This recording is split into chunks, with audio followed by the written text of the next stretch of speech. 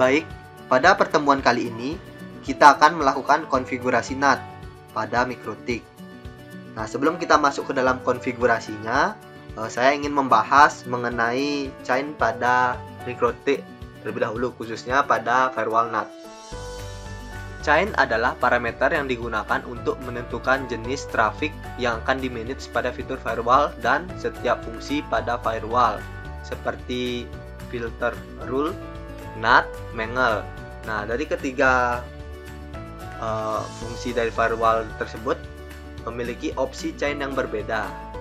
Karena di sini kita akan membahas tentang NAT, maka kita akan membahas chain pada NAT saja. Yang pertama adalah SRC NAT, di mana SRC NAT memiliki fungsi untuk mengubah source address dari sebuah paket data. Oke, sebagai contoh kasus, fungsi dari chain ini banyak digunakan ketika kita melakukan akses website dari jaringan LAN. Secara aturan, untuk IP address lokal itu tidak diperbolehkan untuk masuk ke jaringan internet. Maka diperlukanlah konfigurasi SRC NAT ini, sehingga address lokal akan disembunyikan dan diganti dengan IP address publik yang terpasang pada router MikroTik.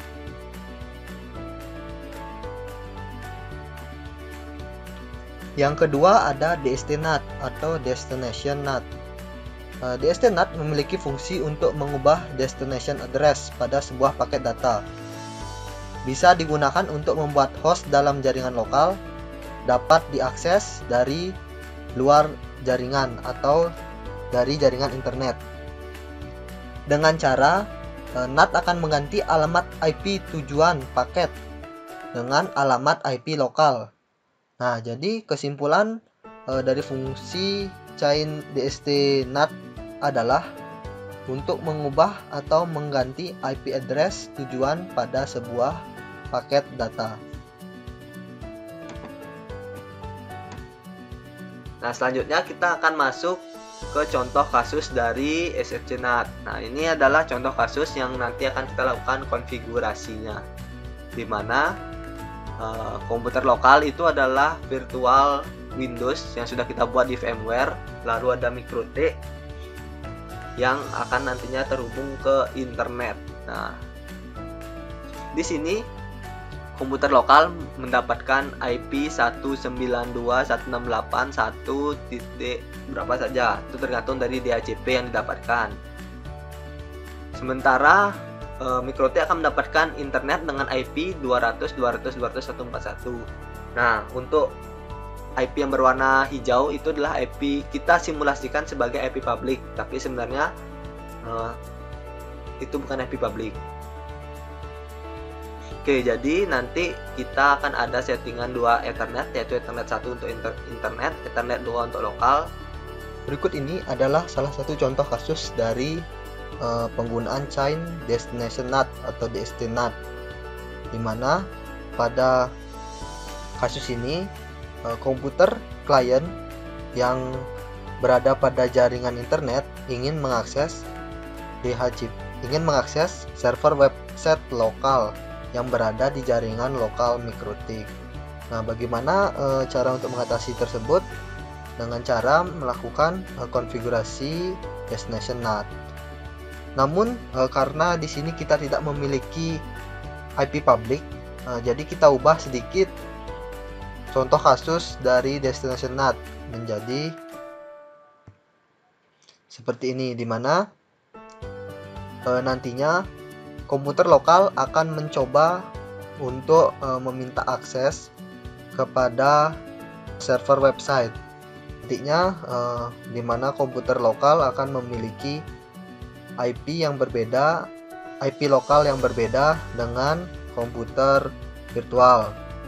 Di sini pada kasus DST NAT yang sudah kita sesuaikan, IP public yang kita gunakan sebagai contoh itu adalah 200.200.200.141 yang terdapat di ETH1, dan 2 IP lokal yang terhubung kepada server website dan komputer lokal. Nantinya komputer lokal akan membuka IP public tersebut di browser komputer tersebut, yang nantinya akan menampilkan sebuah tampilan website, yang dimana website tersebut terdapat di server website lokal, yang di sini kita gunakan adalah Windows 7 melalui VMware. Sementara untuk komputer lokal itu adalah Windows 10 milik host.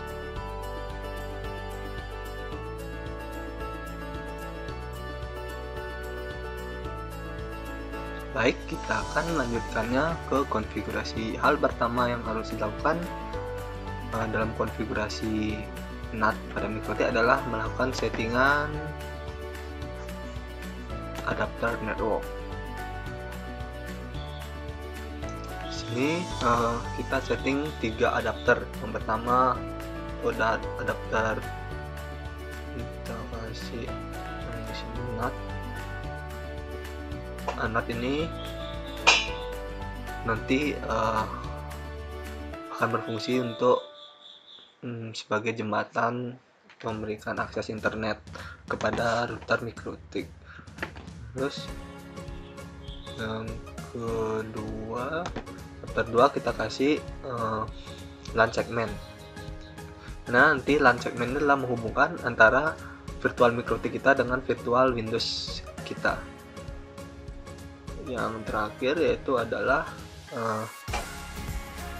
adapter host only, dimana nantinya adapter host only ini akan kita gunakan untuk menghubungkan antara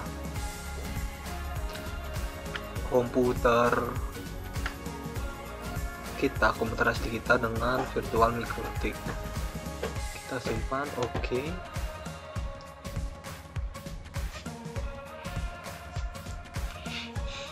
Lalu untuk settingan di Windows virtualnya, setting kita buat network adapternya sebagai LAN segment, dan sesuaikan juga dengan tadi yang kita buat ya, LAN 1, yang juga kita buat tadi di MikroTiknya yaitu LAN 1. Lalu oke.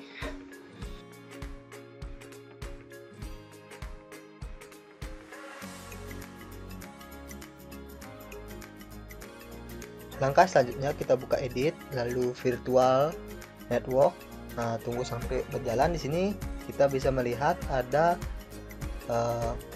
jenis adapter apa saja yang bisa kita gunakan. Nah, di sini kita menyeting untuk adapter NAT-nya agar bisa langsung terkoneksi ke dalam internet tanpa kita harus melakukan sharing terlebih dahulu. Nah, di sini kita buka administration-nya, lalu pilih NAT, ya, VMware NAT. Lalu di sini kita masukkan IP-nya, yaitu subnet IP dan subnet max.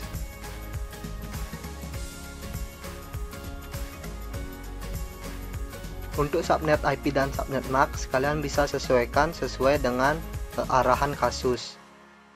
Dimana pada kasus ini subnet IP-nya atau yang kita jadikan sebagai IP public itu adalah 200.200.200.141. Nah, itu settingnya adalah di DHCP setting, lalu dipilih startnya adalah 141. Setelah semuanya oke, kita bisa langsung klik apply dan oke. Kalian bisa langsung melakukan start pada virtual Windows dan MikroTik-nya. Khusus untuk di MikroTik, kalian tidak perlu harus login untuk bisa masuk ke Winbox. Jika kalian ingin login, itu passwordnya atau login username-nya adalah admin, lalu passwordnya tidak ada password atau kosong.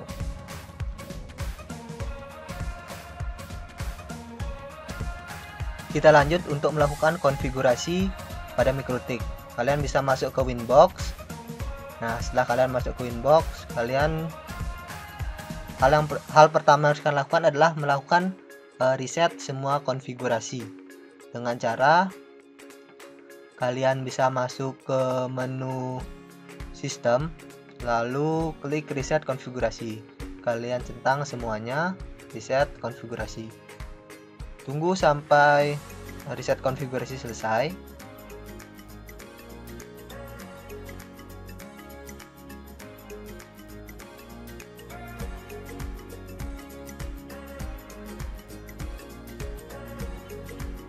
Kalian bisa coba membuka ulang lagi Winbox-nya jika dia tidak melakukan reset sendiri. Nah, di sini kalian langsung connect. Nah, MikroTik sudah menghilangkan semua konfigurasinya karena kita sudah melakukan reset konfigurasi. Hal pertama yang harus kita lakukan untuk menyeting MikroTik adalah ini settingan dasarnya. Pertama kita masuk ke interface. Nah, di sini kita ubah semua nama interface-nya agar kita mudah untuk mengingat. Nah, ini adalah settingan yang sebenarnya opsional, cuman ini akan sangat membantu kalian jika memiliki banyak Ethernet. Di sini Ethernet 1 saya kasih nama Ethernet 1 internet. Lalu saya masuk ke Ethernet 2. Untuk Ethernet 2 sesuai dengan soal itu adalah lokal host virtual ya, Windows 7 virtual kita, jadi saya kasih nama virtual. Lalu untuk Ethernet 3 karena dia langsung dari host atau dari komputer kita, itu saya kasih namanya WinHost ya, saya kasih host saja namanya, lalu di apply dan oke. Selanjutnya untuk settingan dasar yang kedua itu kita masuk ke settingan DHCP client. Nah, dimana settingan DHCP client ini berfungsi untuk mengkoneksikan MikroTik kita kepada internet. Nah, jadi di sini kalian pilih internet yang terhubung pada internet, lalu kalian apply saja. Di sini MikroTik kita akan langsung mendapatkan jaringan koneksi internet dari ISP. Lalu kita masuk ke address. Nah, di address ini kita masukkan IP sesuai dengan kasus yang sudah kita buat tadi. Di sini untuk Ethernet 2 virtual kita kasih 1.1/24. Nah, untuk kasus SRC sebenarnya sudah selesai. Kita bisa langsung menuju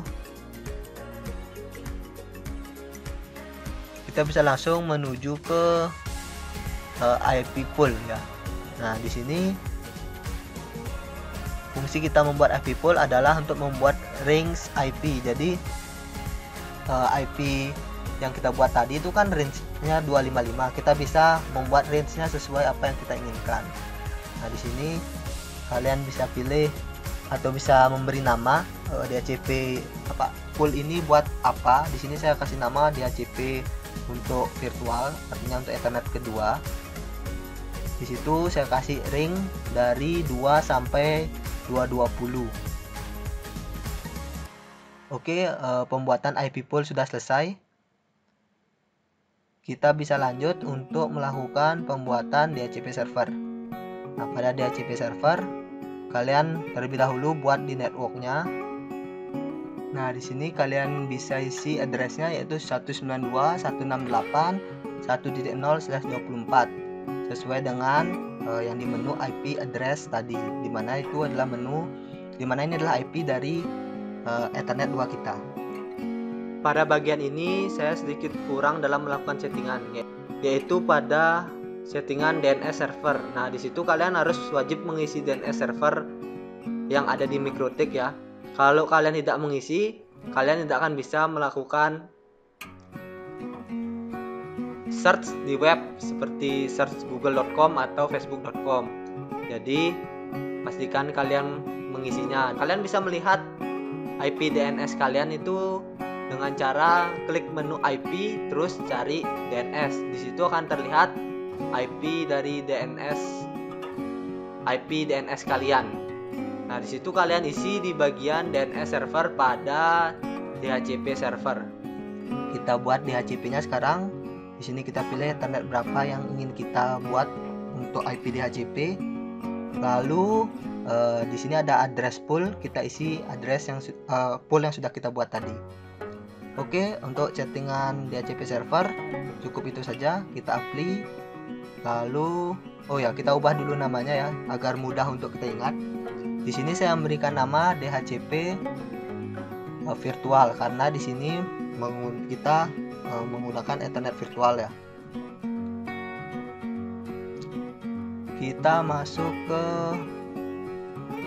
Sekarang kita masuk ke firewall. Sekarang kita coba, setelah kita melakukan settingan IP, kita coba dulu ya di Windows virtual kita. Kita buka internet Windows virtual kita di Network and Sharing Center. Nah, di sini kita coba lakukan DHCP karena tadi kita melakukan settingan DHCP. Ya, di sini mau ya, sudah terlihat, sudah terkoneksi di mana IP dari komputer virtual kita mau terhubung dengan MikroTik. Bisa dilihat IP yang sudah terhubung di situ sesuai dengan apa yang kita setting. Kita cek dengan ping ke Google apakah komputer kita sudah terhubung ke dalam internet ya. Nah, di sini masih RTO, artinya komputer kita belum mendapat jaringan internet. Nah, karena awalnya kita juga belum melakukan percobaan di MikroTik, maka sekarang kita akan melakukan percobaan ping di MikroTik juga.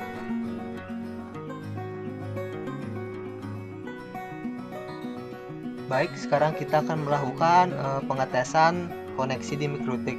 Tadi harusnya kita melakukan pengetesan di awal ya. Nah, di sini terlihat bahwa MikroTik kita sudah mendapatkan koneksi internet. Tapi mengapa di jaringan lokal kita atau di komputer virtual kita belum mendapatkannya? Nah, itu adalah karena kita belum melakukan pembagian atau belum membagi koneksi internet yang ada di MikroTik itu kepada port yang ada di MikroTik.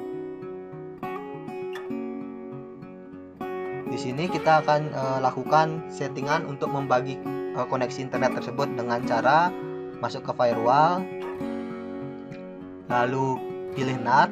Nah, disinilah saatnya kita melakukan settingan SRC NAT. Di sini ada dua chain, kita pilih chain SRC NAT, dimana kita pilih out interface-nya adalah yang menuju ke jaringan internet. Kita masuk ke action, kita pilih action masquerade, lalu OK, apply, baru OK. Nah, terlihat setelah kita melakukan settingan NAT atau SRC NAT, komputer kita sudah terhubung ke dalam jaringan internet. Itu adalah salah satu fungsi dari SRC NAT, di mana kita dapat membagi koneksi yang ada di router menuju ke jaringan atau ke port yang ada di dalam MikroTik. Selanjutnya kita akan mencoba untuk melakukan settingan kasus DST NAT atau Destination NAT. Di sini pada kasus DST NAT, di mana komputer lokal yang kita gunakan adalah Windows 10 milik host. Di sini nantinya komputer lokal akan mengambil data website dari server website lokal, di mana pada kasus ini kita menggunakan 3 Ethernet pada MikroTik, yaitu Ethernet 1 menuju internet, Ethernet 2 menuju lokal server, dan Ethernet 3 menuju lokal komputer. Baik, kita langsung saja masuk ke konfigurasi untuk kasus ini. Hal pertama yang harus kalian miliki di dalam Windows virtual kalian itu adalah XAMPP. Kenapa di sini saya menggunakan XAMPP? Yaitu agar Windows kalian memiliki sebuah localhost web server. Jadi nanti localhost web server ini akan kita tampilkan di Windows host dengan menggunakan IP internet atau IP public. Untuk mengirim data XAMPP ke virtual, kalian bisa menggunakan VMware Tools atau menggunakan teknik sharing file. Untuk perbedaannya sendiri itu berbeda dari kecepatan dan kemudahannya. Kalau VMware Tool itu lebih mudah, namun dia akan sangat lambat untuk mengirim file. Sedangkan untuk teknik sharing seperti biasa, itu akan sangat cepat, namun konfigurasinya mungkin agak sedikit ribet.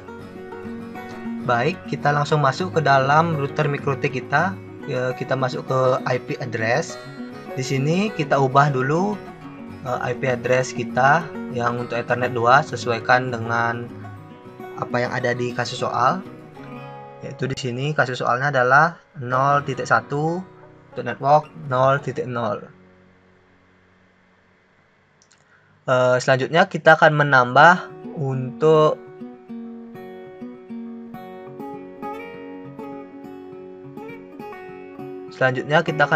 untuk IP address di Ethernet ketiga. Itu Ethernet 3 adalah Ethernet host yang dimana sesuai dengan kasus yaitu 192.168.1.1. Kita lanjut, selanjutnya kita masuk ke pool. Nah, di sini kita buat pool untuk Ethernet 3 kita, dimana kita isi nama DHCP host.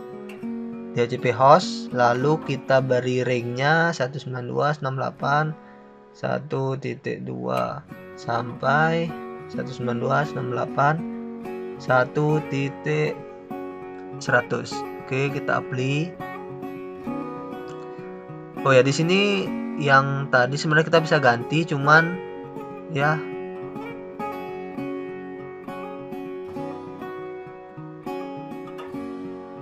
kita hapus saja salah satu. Kita hapus untuk DHCP virtual yang tadi. Nah, di sini kita punya satu DHCP, itu DHCP host. Selanjutnya kita masuk ke DHCP server, sama seperti langkah yang tadi. Di sini kita tinggal mengubah aja sebenarnya karena IP-nya juga sudah sama, tinggal mengubah Ethernet-nya saja. Kita mengubah Ethernet, kita klik OK. Langsung kita coba di Ethernet host kita ya, di Ethernet Windows 10.